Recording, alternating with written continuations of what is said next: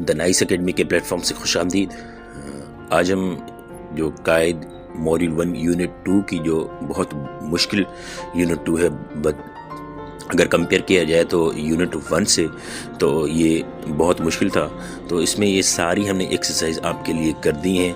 अगर आपने डिटेल में पूरा यूनिट क्लियर करना है और पूरी परसेंटेज बढ़ानी है तो आप हमारे जो प्लेलिस्ट टीचर ट्रेनिंग है उसमें जाके आप दो हमने वीडियो अपलोड की हैं, उसके ऊपर वो दोनों आप देख सकते हैं। इस वीडियो में सिर्फ हम आपको मशक करवाएंगे। तो आइए आपको हम मशक शुरू करते हैं। ये आप अब हमारी परसेंटेज देखें, यहाँ पे 15% है पहले जैसे हमने शुरू किया है। तो ये पहली मशक आपके पास आ गई, आपने इस पे आगे से खुद देखते जाना है और फिर अपने मोबाइल से साथ साथ करते जाना है। और जैसे ही आगे चलते जाएंगे तो आपके पास बाकी मशक आ जाएंगी।